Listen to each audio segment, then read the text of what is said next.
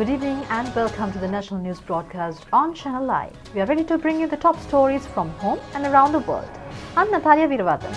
Good evening, I'm Clifford Richards. First of all, we take a look at the headlines. The President off to the US to address the 76th UN General Assembly session. Sri Lanka's daily corona fatalities record a figure low below 100 after 40 days. Britain withdraws the red notice imposed on Sri Lanka over the corona pandemic. The Mahasangha reiterates the need to commence expeditiously the Parakrama Samudra development project in Polonnaruwa. And now the top story for tonight. President Gotabaya Rajapaksa has left the island this morning to attend the 76th UN General Assembly session. This is the first occasion of the President leaving the country to attend an overseas conference to address the UN Heads of State Summit. President Gotabaya Rajapaksa is scheduled to address the UN General Assembly on the 27th of this month. US President Joe Biden is scheduled to open the UN summit on the 21st. The themes of this year's conference have been cited as enhancing the ability to withstand the pandemic through expectations, rebuilding of sustainability, responding to the needs of the earth, and respecting of the people's rights, as well as to reinvigorate the United Nations organization. The Presidential Media Division says the President is also scheduled to conduct bilateral discussions with several heads of states on the sidelines of the conference. The President is accompanied in the tour by Foreign Minister Professor G.L. Piris, President's Chief Advisor Lalit Weeratunga, and Foreign Secretary Admiral Professor Chayanath Kolambage. And now taking a look at the local COVID-19 situation. Sri Lanka's corona-related daily deaths has declined to 84. That's after 40 days. Director General of Health Services Dr. Asela Gunawardena has confirmed this fact today. Meanwhile, measures have been taken to withdraw the red notice imposed on persons arriving in the United Kingdom from Sri Lanka. Well, the easing of this will become effective from 4 a.m. on the 22nd of this month, and accordingly, quarantine is not compulsory for those who are entering the UK from Sri Lanka. Well, the UK decision has been confirmed by the Office of the Sri Lankan High Commission in London via a Twitter message. Instructions on travelling in the United Kingdom have been issued by the UK government. In addition to Sri Lanka, Turkey, the Maldives, Bangladesh, Egypt, Pakistan, Oman, Kenya have also been removed from the red list. The UK is also taking measures to relax several restrictions imposed on the controlling of the COVID-19 disease. Accordingly, the UK government has decided to call off the lockdown measures. Those who are entering UK will not be required to undergo corona testing if such persons have been subjected to full vaccination. State Minister Professor Channa Jayasumana says that half of Sri Lanka's population have been inoculated with both doses of the COVID control vaccines.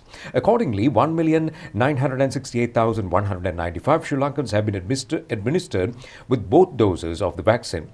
Out of this number, the Sinopharm vaccine have been delivered to 8,973,670.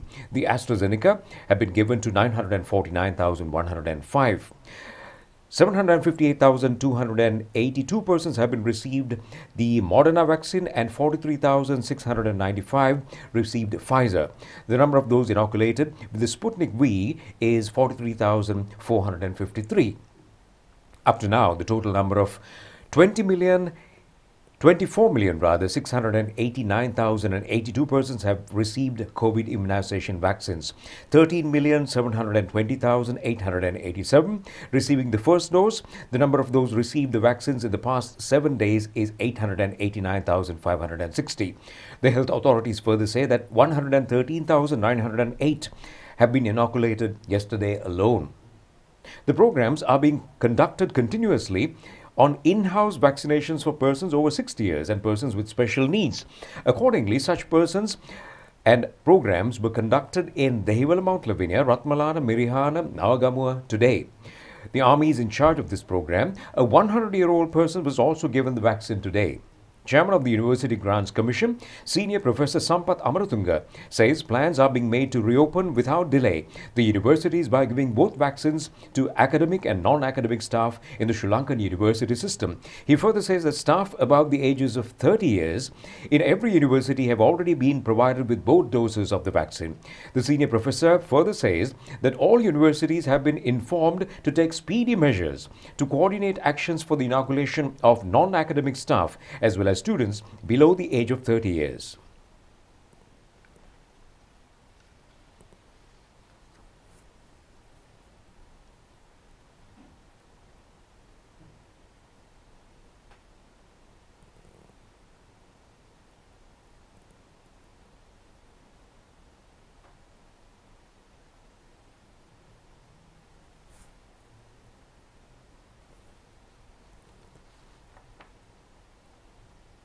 1,530 COVID-19 infected persons have been detected from the country today. 59,244 persons still undergo treatment.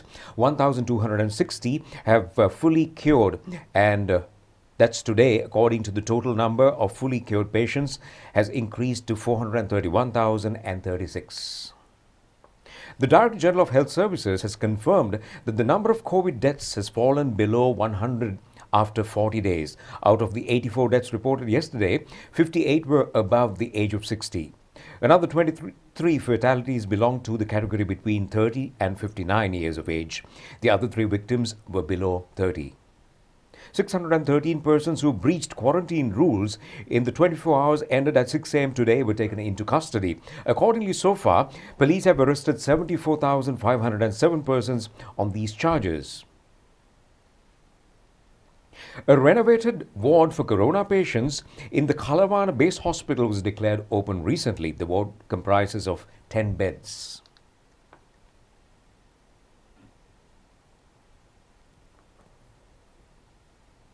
Another program under the Be Happy with Youth aesthetic program series organized by the National Youth Services Council was conducted in front of the Sri Javardhanpur Hospital multi-storied housing complex yesterday.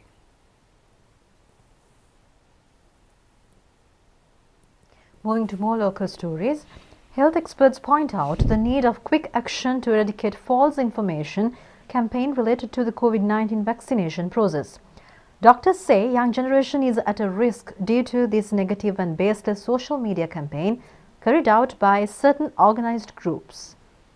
It was offered to older people in Sri Lanka. We saw a big enthusiasm in getting that vaccine. And we saw a lot of queues, the people of 80s, 90s even going and getting the vaccine. But when it was offered to people, the young adults, over the age of 20, we see a lack of enthusiasm. The problem being wrong information given by the social media and these adults, young adults, accepting them without any scientific basis. Now they say the people, there's an increased chance of being subfertile, sexual dysfunction when they are given vaccine. These have no scientific basis at all. Now, this vaccine has been there in existence for the last 1 year or so. A drug to cause subfertility, for the scientific community to sort of see something, at least a year. Because the vaccine has to be given, the people have to get pregnant, and the children have to be born. So, even without sort of this being given to young people for the last 1 year or so, people claim that there is subfertility. This has no scientific basis at all. So, what I request from the young adults is to get the vaccine without any fear, and it is your civic responsibility to the country at large and to your family as well. There is no guarantee that you will be all right even if you get COVID. Yes, there is a chance that it will be less in intensity, but we see young adults coming and succumbing to the illness on and off. So please go and get the vaccine. It is the responsibility of the population at large for our country to be without COVID in future. It is your responsibility to the people and your relations at home. Meanwhile, 150 kilos of heroin and 9 suspects apprehended in the southern international seas were brought to the island this morning. The operation has been conducted by the Sri Lanka Navy. The stock of captured contraband was on display to the media at the Colombo port's premises today. The stock of narcotics was apprehended in a search operation conducted by the Navy, according to information provided by the police. The foreign fishing craft used in the transportation of heroin was also taken into custody by the Navy. The Police Anti-Narcotic Bureau is conducting further investigations. The Mahasangha of the three Nikayas in Polonnaruwa stress the need for the speedy recommencement of the stalled Polonnaruwa Parakrama Samudra development project. The Mahasangha at a media briefing today have expressed regret over the acts of several individuals who were responsible for calling off the project. Chief Adhikarana Sanganayaka of the Polonnaruwa Disawa, the Venerable Dadumedirupe Sri Upananda Thera, says that the project was abandoned after it had received sponsorship on the state level due to an obstruction. The Venerable Thera added that this is not a project to be stalled in this manner. He added that the walking lane project should be carried out in an enchanting fashion. A mobile service for purchasing paddy of farmers under the government's guaranteed price scheme has commenced.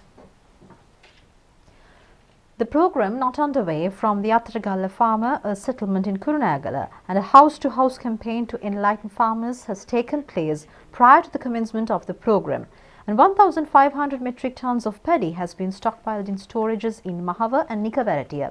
An island-wide mobile service to purchase paddy at the guaranteed price in the Great Irrigation Scheme is being implemented continuously. Health Minister Kelia Ramukwala says measures are underway to further strengthen primary health services amidst the global COVID pandemic. He further says that these measures would further consolidate primary, secondary and also tertiary patient treatment services.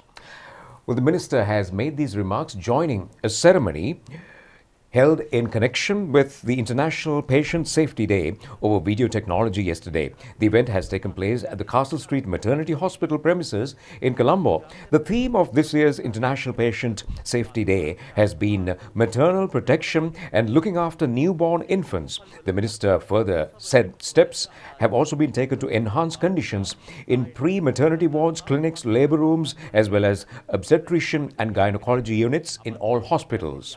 The Lotus Tower in Colombo was illuminated with electric lights in connection with the International Patient Safety Day.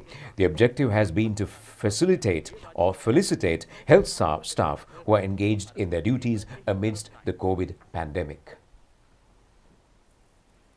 Japan recalls with respectful gratitude the cooperation extended by Sri Lanka on the international scale to Japan upon conclusion of the Second World War. A special ceremony was held in connection with the 70th anniversary of the well-known San Francisco Conference. The San Francisco Summit was conducted from the 25th of April to 26th of June in 1945. Sri Lanka was represented at the conference by prestigious Sri Lankan politician and minister J.R. Jayawardena, who later on became Sri Lanka's first executive president. J.R. Jayawardena at the conference had used his address to reiterate the fact that the world should deviate from a hatred policy in looking at the activities committed by Japan during the war period. The late minister had brought forward the word of Lord Buddha, Nahi Verena Verani, which means hatred could not be overcome by hatred. Japan recalls with thanks even today this memorable statement at the San Francisco Summit. Japanese ambassador in Sri Lanka, Akira Sugiyama, has presided over the commemoration ceremony in Colombo yesterday, where the address of late J.R. Jayawardena was broadcast online.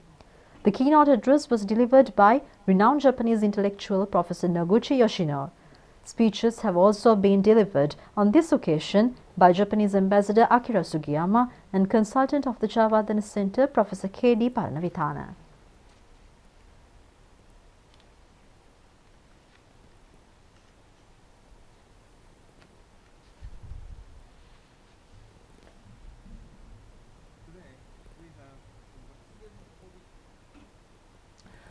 Cultivation using organic fertilizer have become very successful due to the program implemented by the government in this regard. Well, measures have been taken to facilitate cultivations based on the greenhouse concept in Hinguragwada. The initiatives in this connection has been taken by the Polonnaru District Development Committee Chairman and Parliamentarian Amarkirti Atukorala. He inspected the farm of youth Sumedha Bandara in the area, who has excelled in the application of organic fertilizer. Utilization of organic manure in a mango farm affiliated to the Agro Institute of the Malibum Group of Companies has commenced. An anticipated harvest within 3 months is 300 metric tons. Vegetable farmer Nimal Vikramasinghe is also a very successful owner of a farm which uses exclusively solid and liquid organic fertilizer. He has a prosperous farmland of 3.5 acres in Pahalapugoda. Farmer K.M. Pirsena of the Haliyal Divisional Secretariat Division is maintaining a bountiful tomato farm using liquid and solid organic manure. We now bring to your attention several more development news. Restoration of 15 selected reservoirs in the Puttalam district has commenced recently. The work is being carried out through joint collaboration of the collective of farmer societies and agrarian service offices under the Vari Saubhagya program.